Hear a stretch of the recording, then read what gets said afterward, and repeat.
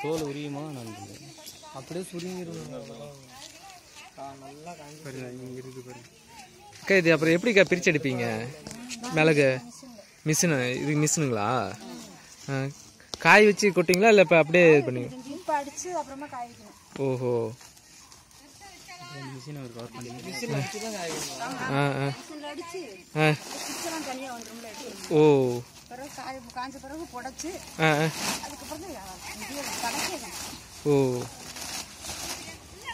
இப்போ ஒரு கிலோ ஒரு கிலோ எவ்வளோ வரும்? 650 ரூபா காஞ்சது.